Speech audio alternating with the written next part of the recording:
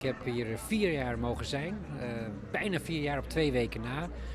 Mijn huis staat overigens in Curaçao, dus daar ben ik de meeste tijd. Maar ik heb geprobeerd de afgelopen 4 jaar zoveel mogelijk, als het even kon, op Aruba te zijn.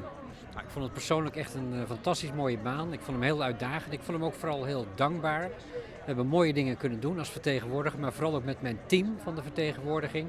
Het was ook moeilijk natuurlijk. De politieke relaties tussen de landen zijn soms wel eens een beetje ingewikkeld, een beetje complex.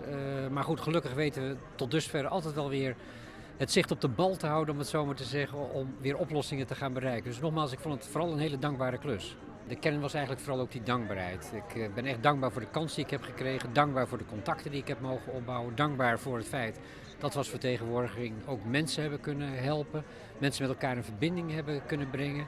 Dankbaar voor het feit dat we veel delegaties hebben mogen ontvangen, maar ook vooral voor de openheid, openhartigheid van de mensen die we bijvoorbeeld hier op Aruba hebben mogen spreken.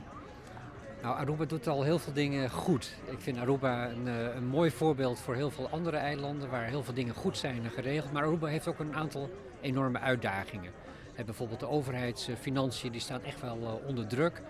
Er zijn allerlei andere zaken, zo rond de publieke voorzieningen, die echt wel aanleiding geven tot zorg. Daar moet wel wat aan gebeuren. Maar daarom ben ik zo blij dat we met Aruba en Nederland en Sint Maarten en Curaçao in dat koninkrijk zitten. Want dat maakt ons samen sterker. Ach, dat zijn te veel dingen om op te sommen. Ik vind vooral de mensen ontzettend aardig. Ik heb hier tientallen ontzettend aardige, kundige, betrokken mensen leren ontmoeten.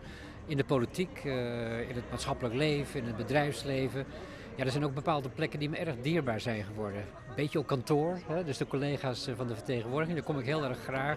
Maar bijvoorbeeld ook zo'n restaurant als Zeerover. Dat kennen we niet in Nederland. Dat vind ik echt fantastisch. Dus daar kom ik heel graag en ik kom er ook heel erg graag terug. Graag gedaan.